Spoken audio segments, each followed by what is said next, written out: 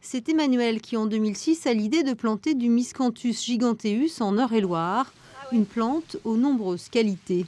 Tu avais regardé d'autres matériaux isolants Alors le choix du Miscanthus, il y a déjà une question purement technique, c'est qu'au niveau de sa capacité d'isolation, on est au top de tout ce qui existe aujourd'hui à épaisseur égale. Donc j'aurais mis du lin, du chanvre, de la ouate, n'importe quoi, j'avais un coefficient d'isolation qui était moins bon que le Miscanthus.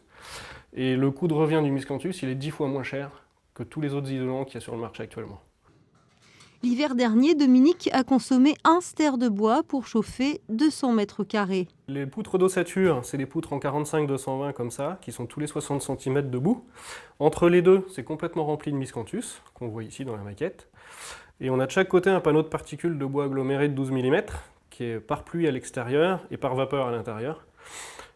Donc ça nous fait le corps du mur, qui est le mur porteur de la maison, qui fait tous les murs de la maison. Dominique Rousseau est paysagiste. Avant d'utiliser le Miscanthus dans sa construction, il l'utilisait comme paillage. Cette plante évite la repousse des mauvaises herbes et permet au massif de rester hydraté. Une économie d'arrosage non négligeable. La société Novabiom étudie les multiples usages possibles du Miscanthus. Un de nos focus et un de nos objectifs, c'est de l'implanter effectivement sur des périmètres, sur des bassins d'alimentation et de captage, des bacs Grenelle,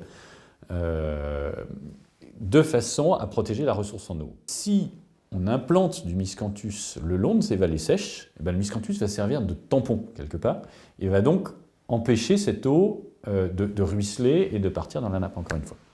80% de l'activité de Novabiom, spécialiste des nouvelles biomasses végétales, est consacrée à la recherche et au développement. Prochain défi, l'entreprise, remplacer 8 chaudières au gaz par une chaudière alimentée au Miscanthus.